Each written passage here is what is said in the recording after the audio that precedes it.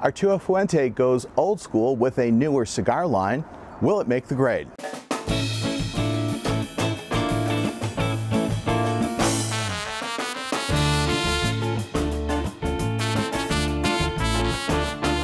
Greetings everyone, I'm Bob Woods from Stogie'd at www.stogie'd.com, and this is this week's cigar video review.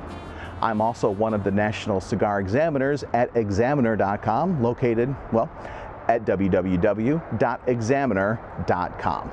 Now this week we are going to take a look at a cigar that's a little bit newer from the Arturo Fuente family. This one is the Fuente Magnum R. It is a Vitola, they call it the Vitola 56. It is 5 5/8 inches long by a 58 ring gauge. The origin and the filler and the binder are all Dominican Republic. And the wrapper is actually Ecuadorian. They say that it's 8 to 10 years old in terms of the leaves. In fact, let's see, some of the promo copy from their site says that the Magnum R line features an exclusive Rosado sun-grown wrapper, which is culled from the lower primings of fine Ecuadorian tobacco plants and aged for nearly a decade, 8 to 10 years. It is these rare and delicate wrapper leaves that create this complex, balanced smoke. We'll find out about that. A lot of sites have described it as mild to medium.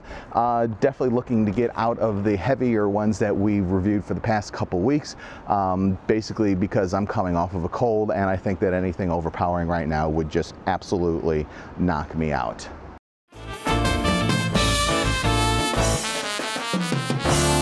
Okay, this week, because we're going with a mild to a medium cigar, I felt that it was a good opportunity to break out some Scotch.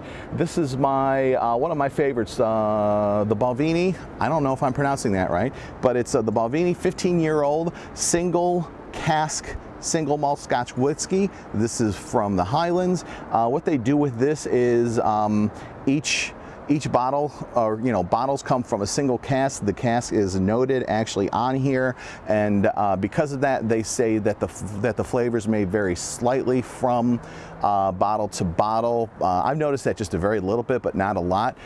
Mainly, the reason why I pair this one specifically with mild to medium cigars is because it's not a real heavy one, so you get mainly a bit of honey and vanilla off of it, and it's got just a really good, outstanding flavor. It's one of my favorite cigars, but I definitely would not pair it with a heavy cigar. It's definitely a lighter cigar type of Scotch. As always, we're using the Stogie'd Cigar Rating Tracker. You can find it at www.stogie'd.com/tracker. You can download it, follow along with us, and you could also use it to rate your own cigars.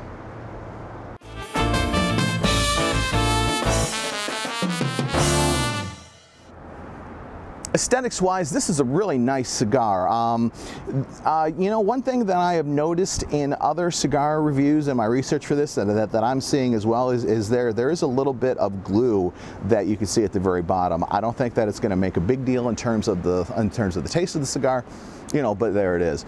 It's definitely reddish in complexion, slightly veiny, not too much. I am noticing that the cap is coming off just a very, very little bit.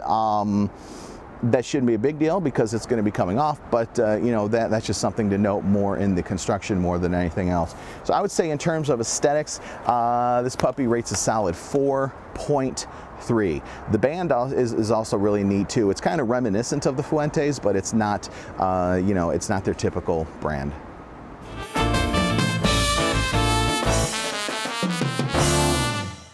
Construction-wise, you can tell I've been kind of holding this. This sucker is really solid. It feels like it should be a dumbbell. I mean, it's constructed that solidly.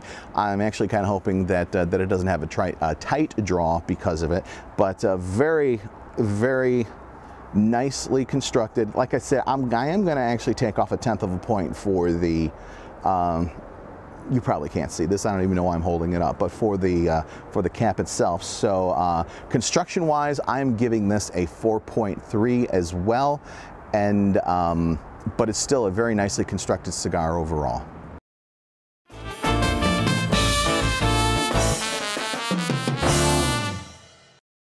Okay, it's pre-burn time. I don't have my normal torch here, so we're going to try it with this one where I got to get it down really low. Yeah, that's the pre-burn on this one is very good. Very good. You can tell it's a lighter cigar too coming off. So you know, if you're in a crowd, you want a good cigar. If the rest of the ratings bear themselves out, this one would definitely be a good one to have, because you're not going to offend too many people, except for those PC patrol types who can't stand any form of lighted tobacco whatsoever. And hopefully you won't be hanging around those people anyhow, because you're a cigar smoker.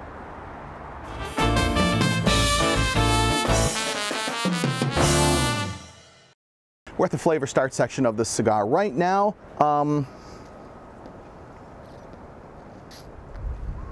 It's definitely nutty more than anything else. I'm getting just a little bit of cedar, some oak, a little cream too. This is what I'm really looking forward to though, because I really do like Scotch with a mild to medium cigar. This, by the way, I would definitely, I hate being wishy-washy, but it's definitely in that mild / medium cigar end. I mean, it's definitely not a Macanudo, but it's definitely not, that firm medium. It does have a nice, really good balance of taste though. But in the meantime,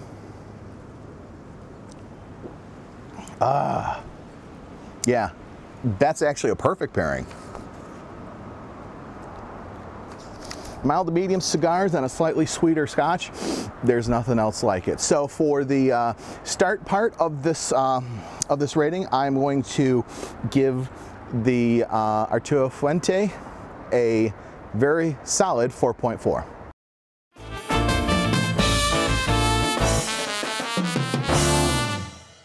We're back at the midway point, and just before we get to that, you've probably noticed that I'm in Ohio State regalia, actually taping this the morning of the big Ohio State-Michigan game, and pretty sure that they're going to win, but guys, please don't make me look like a fool, okay?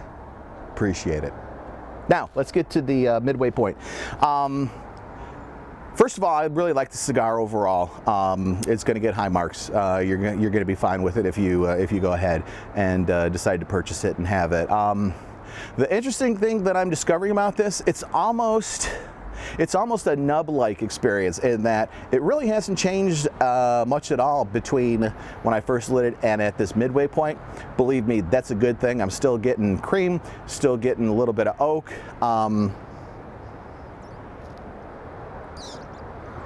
Little bit of cedar as well.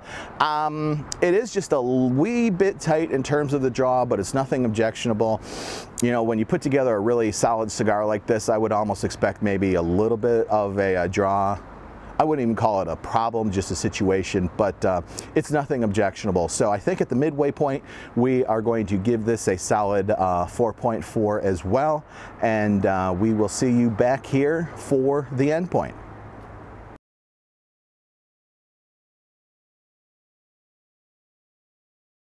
We're at the end of the cigar now, and in fact, it's so much of an end. I was out earlier playing with my dog and smoked it right down to the very end. We'll get to that in a second, but as it got to the end, did end up picking up a little bit of spice at the end, maybe just a hint of pepper. Definitely what you'd expect more out of a medium cigar. So I'm still going to say it's mild / medium. However, as you would expect with most cigars, it did pick up a little bit more heaviness and a little bit more flavor at the end. I really liked it, really enjoyed it. So at the end, we're also going to give it a 4.4. This is just a great cigar overall.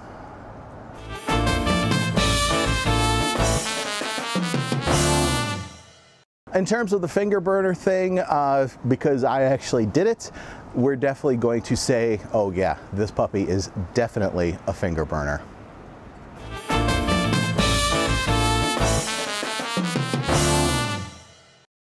The overall rating, when it comes right down to it, very good, very solid cigar. I definitely wouldn't put it in the very good category, but it definitely tops out on the higher end of the good category. I believe that when it's all said and done, it's going to come out to a 4.4 rating. Certainly a very good cigar.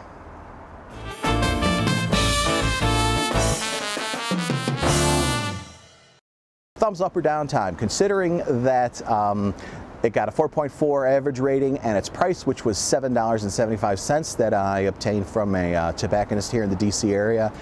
This cigar is most definitely a thumbs up. You're not going to go wrong with this.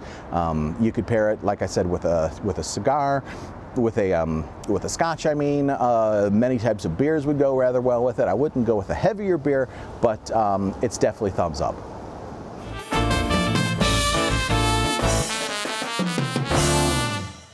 Okay, now it's time for the giveaway segment of our presentation here. We're actually going to have two running through the end of 2010.